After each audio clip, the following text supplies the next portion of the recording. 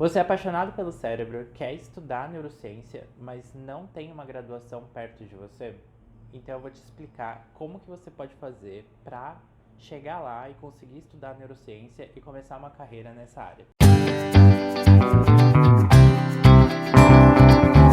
Fala pessoal, tudo bem com vocês? Nicolas, neurocientista aqui, e hoje eu vou contar para vocês como que você pode estudar neurociência depois de ter feito uma graduação em outra área. Muita gente quer estudar neurociência, né? Mas existem pouquíssimas graduações disponíveis para isso no Brasil. Eu já fiz um vídeo sobre isso, né? Como que você faz para se tornar neurocientista. Eu vou deixar aqui um card para que vocês possam ir lá visitar aquele vídeo e ver quais são as opções de graduação no Brasil. Mas hoje, particularmente, eu quero falar com você que não conseguiu ou que acha que não vai conseguir fazer uma graduação nessas instituições por causa das suas vagas extremamente limitadas, mas quer estudar neurociência em algum momento, né? E começar uma carreira nesse sentido. Então a gente vai falar sobre como entrar num programa de mestrado ou doutorado na área. Muito do que eu vou falar aqui tem a ver com a minha própria experiência, tá? Apesar de eu ser formado em Ciência e Tecnologia e também em Neurociências pela Universidade Federal do ABC, hoje em dia eu faço mestrado em Neurociência e Cognição também nessa mesma instituição, né? E quando eu falo que eu vou falar um pouco sobre a minha experiência, eu vou falar um pouco sobre como foi o processo para entrar no mestrado. Então, sem mais demoras, vamos lá com passo a passo de como que você faz para entrar num mestrado em neurociência na UFABC, por exemplo. O primeiro passo que você vai precisar correr atrás é buscar uma lista com todos os orientadores da instituição onde você vai estudar, que fazem parte de um programa de mestrado ou doutorado que está associado à neurociência, né? Algum pesquisador, então, que tenha uma linha de pesquisa dentro dessa área. E como eu sou muito legal, é claro, eu vou trazer aqui na descrição desse vídeo um link com uma lista de orientadores da Universidade Federal do ABC que você pode procurar para o segundo passo.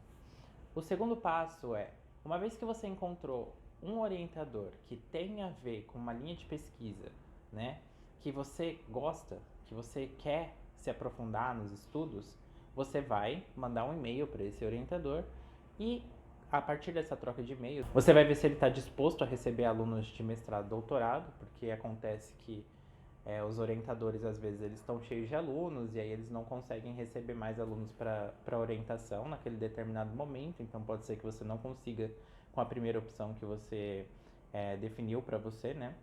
Então você talvez precise procurar outro orientador ou esperar para algum outro momento para poder fazer o seu mestrado com aquele orientador específico. Mas, uma vez que você encontrou um orientador disposto a te orientar, você vai elaborar com ele juntos um projeto de pesquisa, né? Então vocês vão encontrar dentro do tema, né, que aquele orientador ele pesquisa, um projeto específico onde você vai trabalhar. Você vai escrever esse projeto, né, num formato que você pode mandar para uma agência de fomento à pesquisa ou mesmo para a própria universidade, para a coordenação de admissão no programa de pós-graduação da universidade, tá? E esse vai ser o principal passo para que você possa entrar no mestrado, ter um projeto de pesquisa com a anuência de um docente orientador. E aí, geralmente, o que acontece, né? Esse é um processo que leva um certo tempo. Elaborar um projeto de pesquisa não é uma coisa que você faz da noite para o dia. E também os processos burocráticos, né, de entrada dentro dos programas, eles têm datas para acontecer, datas específicas. Então, você precisa ficar alerta às datas de inscrição nos programas de mestrado para que você possa submeter os trabalhos junto com a sua documentação necessária, né, e a comprovação do seu histórico escolar, dados pessoais, coisas desse gênero, tá? Currículo, currículo Lattes, se você já tiver alguma experiência prévia com pesquisa científica, por exemplo, dentro de uma iniciação científica que você fez na sua graduação, enfim, tudo isso vai ser cobrado de você em uma data específica, né, um período específico do ano.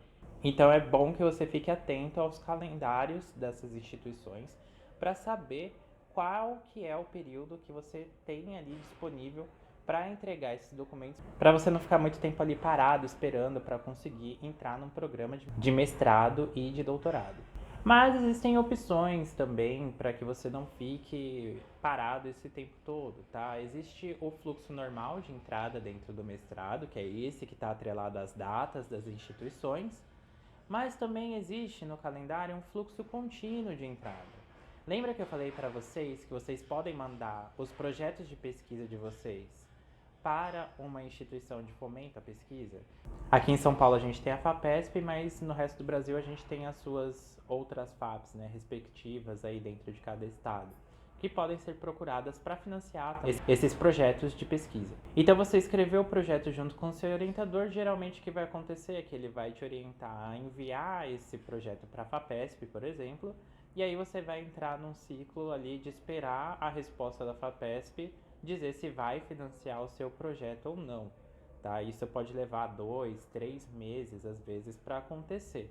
Então é bom que você faça isso com uma certa antecedência, tá? Mas se eles aprovarem a sua participação, você pode também ir lá e correr para fazer a sua matrícula no programa de mestrado, tá? Ah, Nicolas, precisa fazer prova para entrar no mestrado, no doutorado? Então, precisa. Junto com a documentação que eu falei para vocês que vocês têm que mandar, você passa por todo um processo seletivo.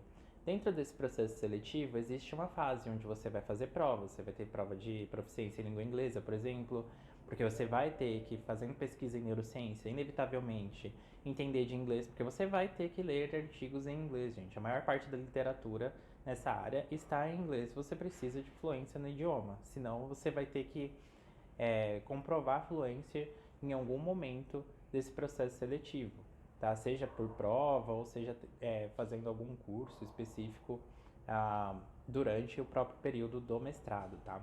Além disso, você vai ter a prova de conhecimentos mais específicos, tá? Que são vinculados à neurociência. Existe uma lista no edital de entrada onde você vai encontrar os materiais que estão como referência bibliográfica para que você possa estudar para essa prova, tá? São vários capítulos de livro, existem alguns artigos que estão disponíveis ali também para que você possa dar uma lida.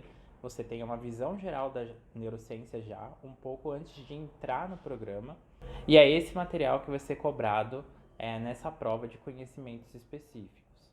Além disso, você também vai ter um processo de entrevista, né, para avaliar o teu histórico, avaliar a tua chance de permanência e sucesso dentro do programa de pós-graduação da universidade. Então você também vai ser entrevistado. Existe uma maneira em que não necessariamente você precisa realizar, pelo menos na UFABC, a prova para entrar no mestrado, que lembra que eu falei para vocês você vai conversar com o orientador, você vai elaborar um projeto, vai mandar isso para a agência de fomento e você tem umas datas específicas onde você pode tentar entrar no programa, né? Na UFABC, geralmente essas datas estão atreladas a um período um pouco antes do início dos quadrimestres, né? Que lá na UFABC não funciona com base semestral, né? A gente trabalha com um esquema quadrimestral de ensino.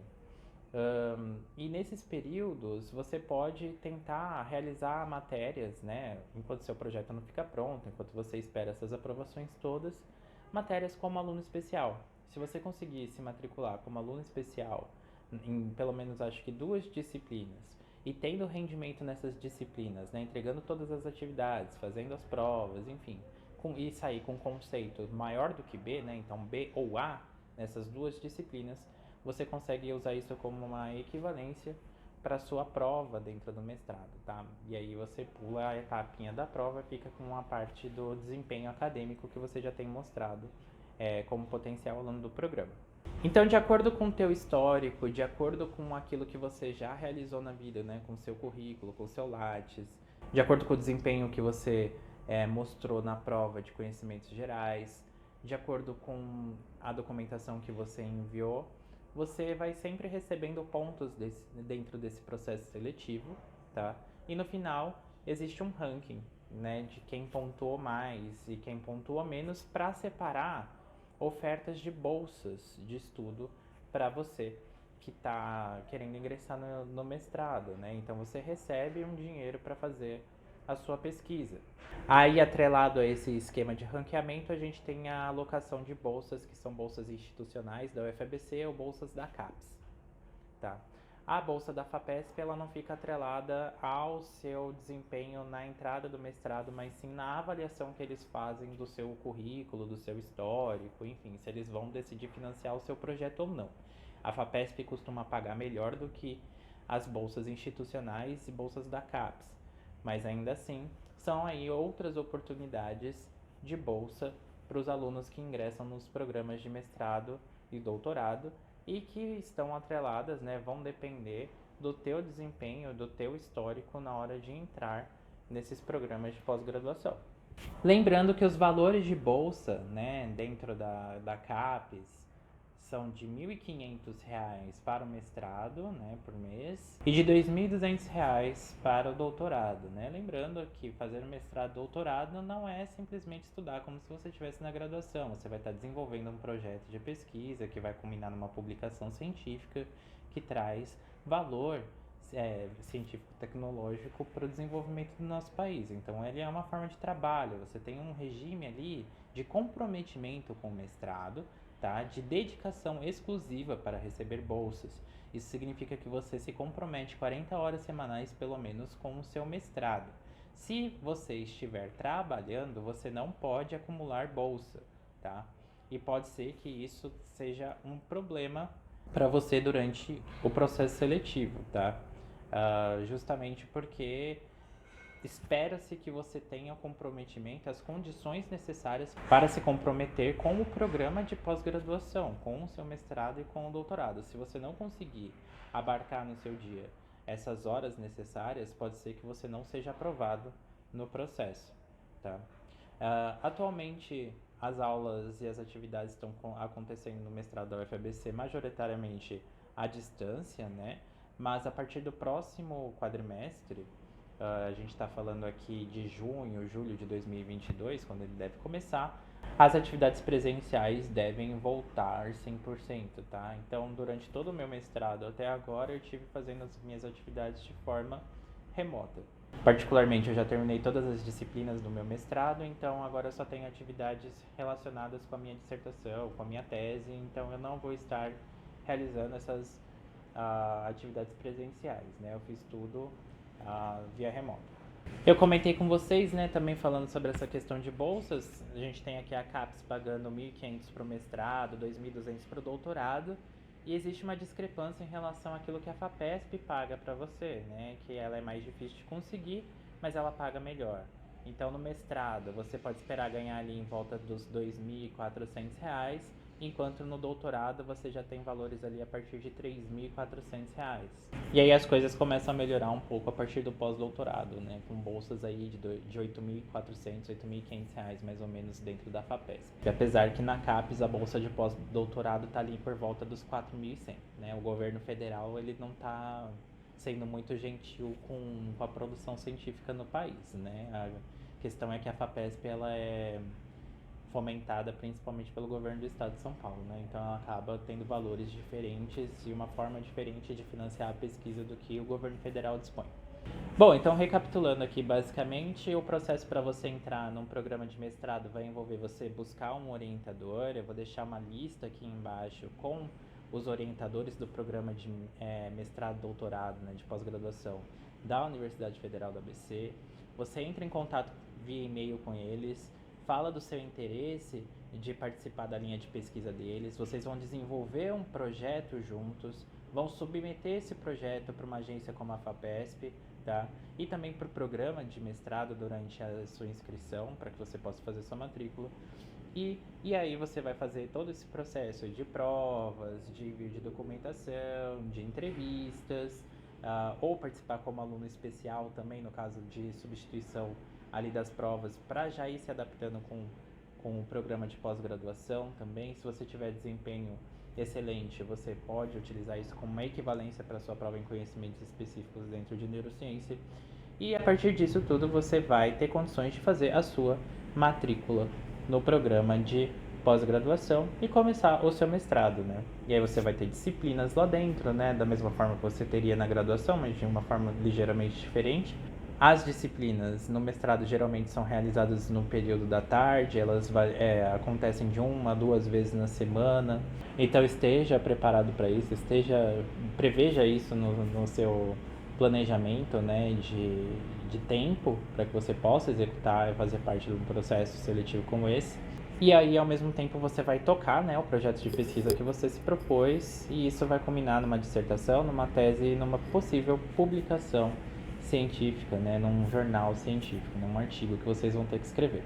Espero que esse vídeo ele tenha sido elucidador. Se você quer saber como fazer graduação em neurociência também, assista o vídeo que eu vou deixar aqui no card no final do vídeo, que fala exatamente sobre as suas possibilidades de fazer uma graduação na área, antes de ir para uma especialização como mestrado e doutorado. Bom, espero que esse vídeo tenha ajudado. Eu vejo vocês no nosso próximo vídeo. Um abraço e até mais.